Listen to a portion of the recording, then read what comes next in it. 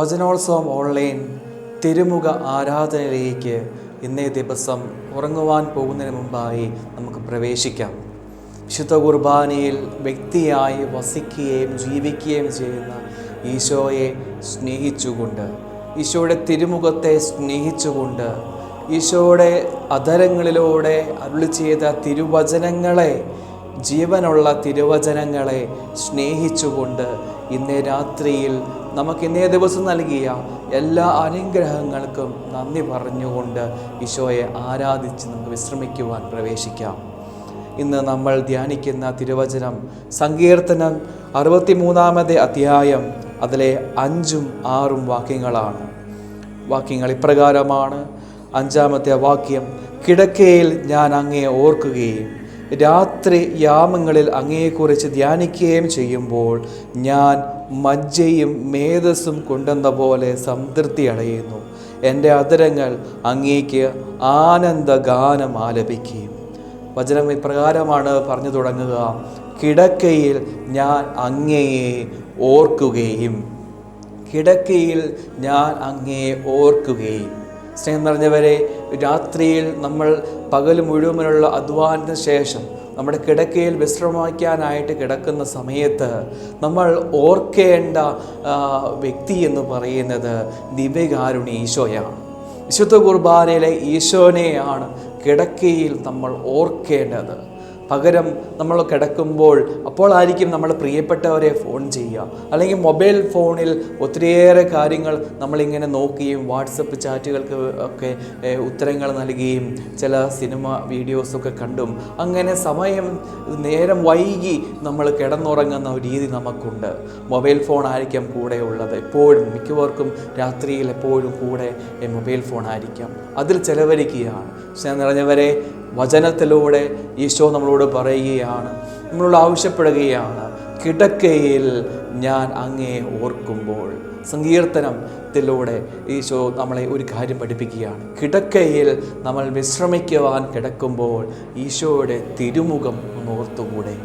എന്തുകൊണ്ട് നമുക്ക് അങ്ങനെ ഒരു രീതി ആരംഭിച്ചുകൂടാ? രാത്രിയിൽ പകൽ മുഴുവനുള്ള അധ്വാനത്തിന് ശേഷം രാത്രി കിടക്കുമ്പോൾ എന്തുകൊണ്ട് ആ സമയത്ത് കണ്ണുകടച്ച് കിടന്നുറങ്ങുന്ന സമയത്ത് നമ്മുടെ ഇടവക ദേവാലയത്തിൻ്റെ സക്രാരിയിൽ ഈശോ ദിവ്യകാരുണ്യമായി ഈശോ വ്യക്തിയായിട്ടുണ്ട്.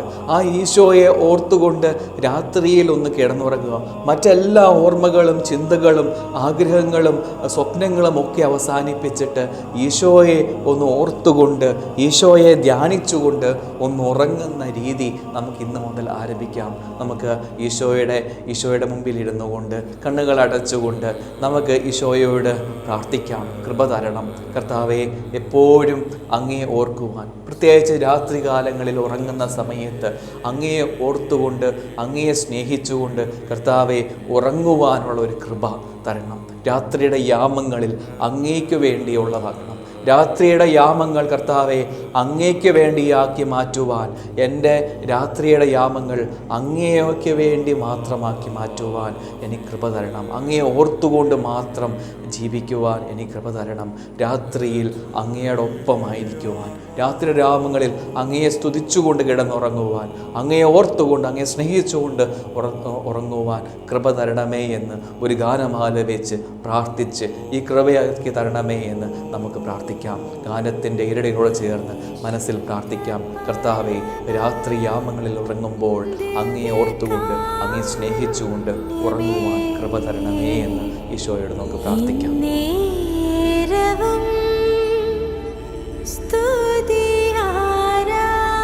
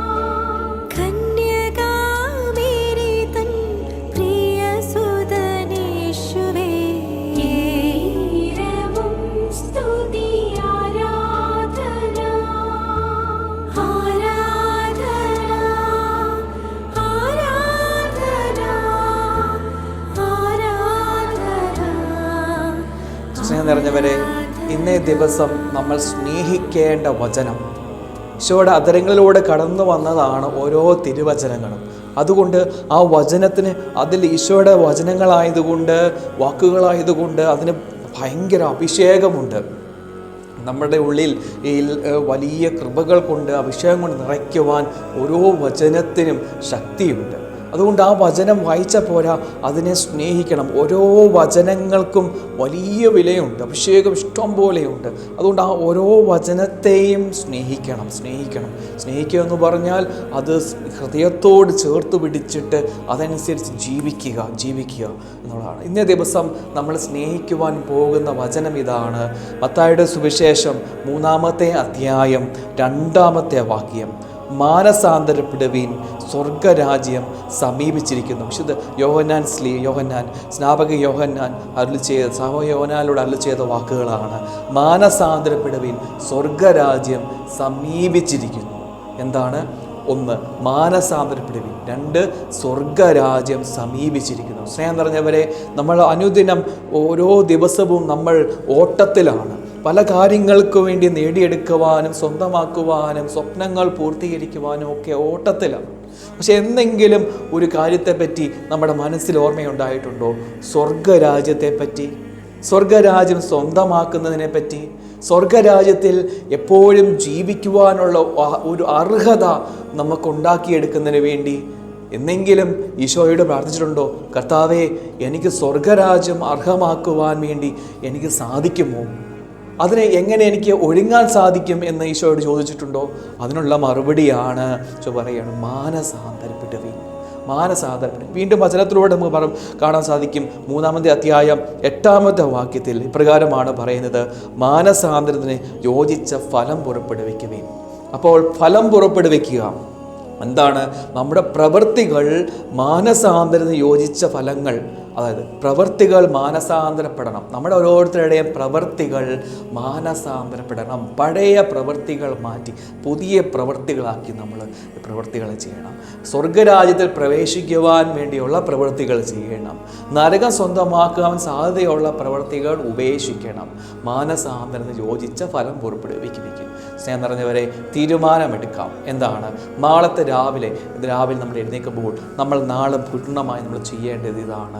സ്വർഗരാജ്യം സ്വന്തമാക്കാനുള്ള പ്രവൃത്തിയായിരിക്കും. ഒരാളെ കാണുമ്പോൾ, ഒരാളോട് സംസാരിക്കുമ്പോൾ ഒക്കെ നമ്മൾ ചിന്തിക്കുമ്പോൾ അതെല്ലാം സ്വർഗരാജ്യം സ്വന്തമാക്കാനുള്ള പ്രവൃത്തികൾ ആണോ എന്ന് ചിന്തിച്ചിട്ട് ആ പ്രവൃത്തികൾ ചെയ്യുക.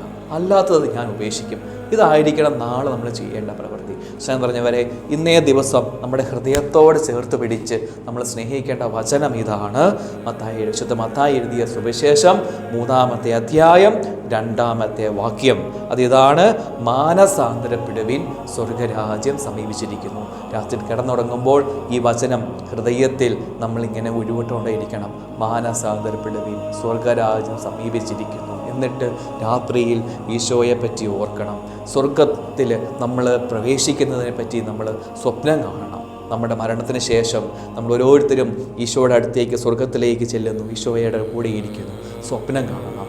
ഈ കൃപയ്ക്ക് വേണ്ടി ഈശോയോട് നമുക്ക് പ്രാർത്ഥിക്കാം. കണ്ണുകൾ അടച്ച് കരങ്ങൾ കൂപ്പി നമുക്ക് ആശീർവാദം സ്വീകരിക്കാം. പരിശുദ്ധ